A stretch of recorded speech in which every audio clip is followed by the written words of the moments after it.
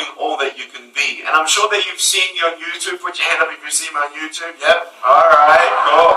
Am I taller in person? Huh? No, I'm joking. I love having fun. You've seen me surf, skydiving, and doing all sorts of things. And I just want to inspire you to be all that you can be. I don't know exactly how much of my story maybe you know. Anyone have my book? Or, oh, wow. Which one? Life Without Limits? Oh, and both. Oh, wow. Look at that. Awesome. If you like what you see on YouTube and you like what you hear from this stage, I really encourage you to get my books, Life Without Limits and Unstoppable. I'm not a superhero. I'm not a person who is unstoppable. But I want you to know that the reason why I use that title is because we all go through ups and downs. You see my foot? Ups and downs, right? And in my short 30 years of life, I've had wonderful triumphant blessings and wonderful great days, including the greatest updates, of course, you've heard. I just got married last year to my wonderful wife.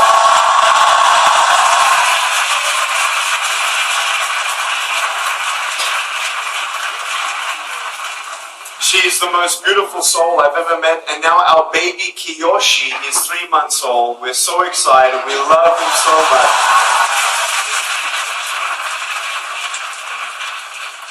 I miss them so much. I'm counting the days to see them.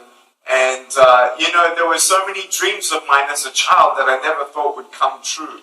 And I just want to inspire you with your dreams and all of us coming together on the same voice and really wanting to make a difference, not in just each other's lives, but in this nation. Before I get into it, I always open up with a couple funny stories. I don't know which ones you've heard. Did you hear about the kid who looked at me one day? He's looking at me and he's like all confused, and he looks at my head and looks down at my body and looks at my head and looks down at my body, and is a little bit scared, but then he says, "Well, at least you got a head." So about being thankful, right?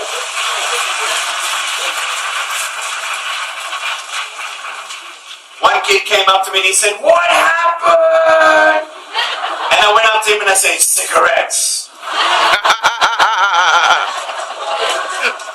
I'm going to give you some new ones. The latest pranks that we've pulled, I mean, they're so funny. If you don't believe me, it's on YouTube, actually.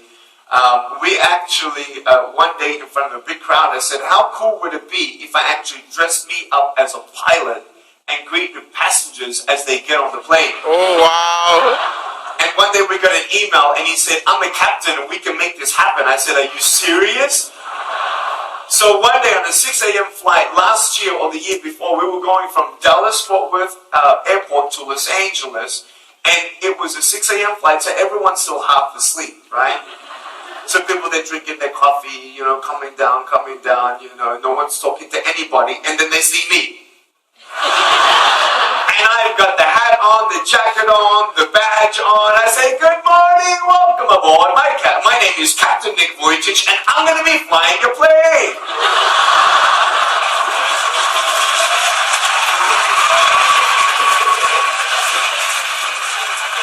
Man, there were some people who were freaking out. They were like, "No." And I said,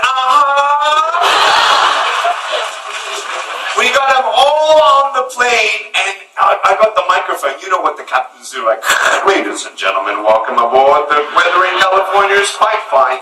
And you look down the back of the plane, and you look down the aisle, and everybody's like, it was really, really funny, man. It was the best. And then, of course, I said, I'm joking, and some people said they nearly had a heart attack. And on one hand, it's pretty good because, I don't have any hands, so no one's going to handcuff me, right? The funniest story of all, real quick, I was in a car one day, and when you see me from the outside of the car, you have no idea that I have no arms, no legs. All you see is my head, all right? So imagine when the traffic lights and this car comes up next to us, and this girl's looking at me. So I look at her, she looks at me, I'm looking at her, she's looking at me. This is before I was married, all right? And all she sees is my head, right? So just imagine all you see is my head, all right? I just did this.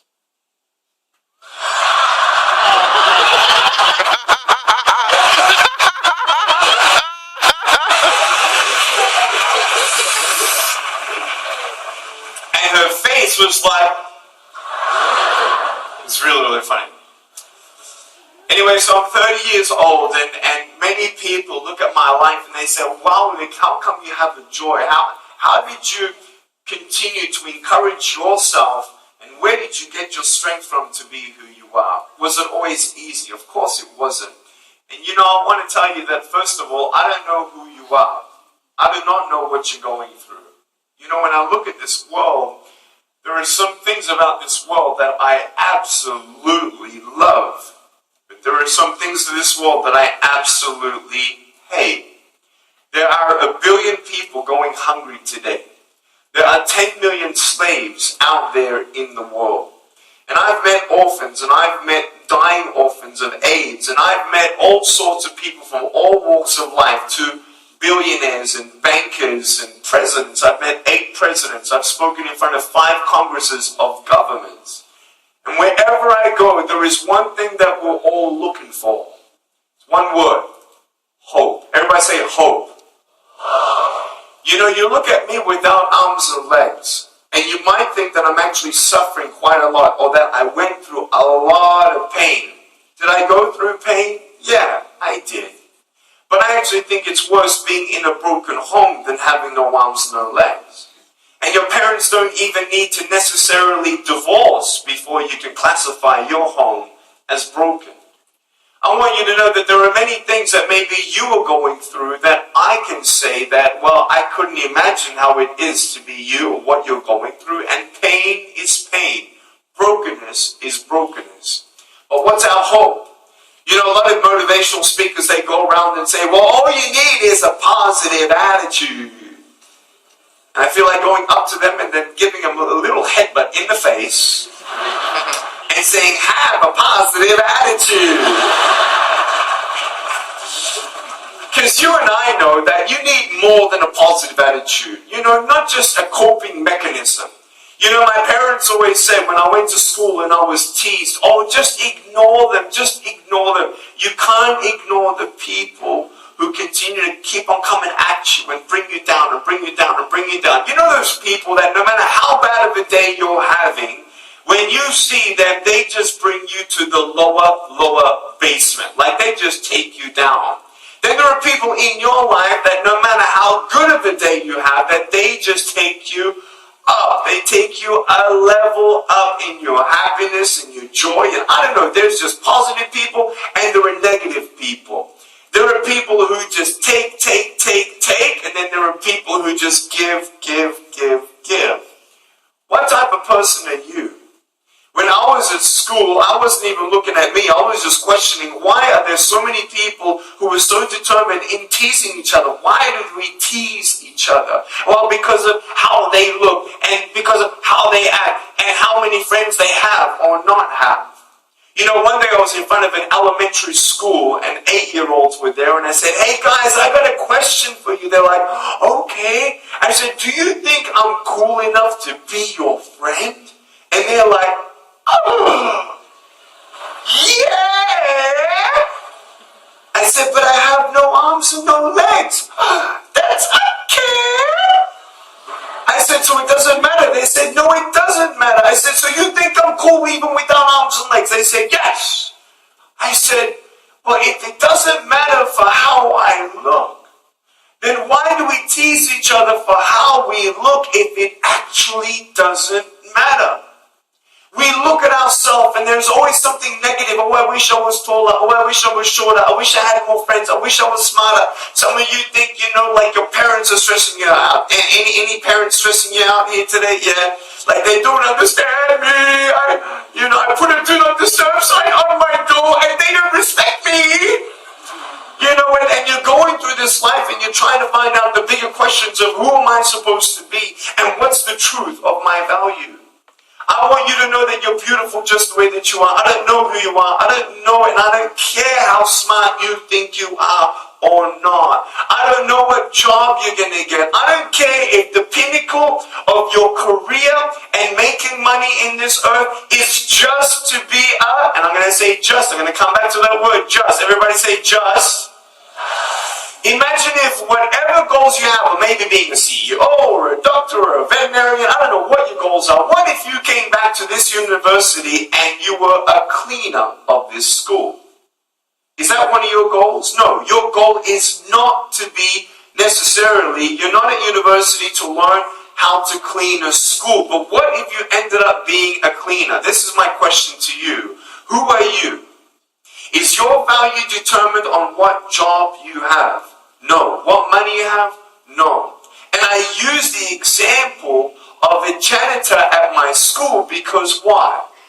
It was my janitor who was the first person to inspire me to be a world changer. It was that person, not my parents, not my teacher, not my cousin, not my friend. I was a friend to my cleaner because every day after school I would have to wait for my taxi to take me home, and we talked about everything. We talked about sex, we talked about marriage, we talked about religion, we talked about everything you could nearly talk about, okay? And then he said to me, "You're going to be a speaker." I said, "What?" I said, "And speak about what?"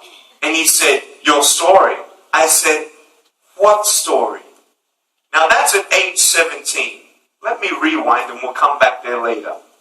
When I was a kid, I never thought that I'd ever be anyone. You see this book here? This is my favorite book in the world. And if this represents the goal of all that I can be, the truth of three things. Everybody say three things. All right, here's the three basic truths that you must understand. This is what we're looking for. For me, this is the foundation of hope. You ready? Number one is the truth of my purpose. Secondly, the truth of my value. And thirdly, the truth of my destiny. For me, I'm a speaker. I'm 30 years old. But when I was 8 years old, I had no idea that I would be a best-selling author, a speaker with 30,000 invitations for me to speak, having crowds as large as 110,000, acting in the short film Butterfly Circus, doing my own music video. And guys, I just begun. I'm only 30. You want to know what my dream is today? To make a difference in the world like never before. How? I'm going to tell you right now.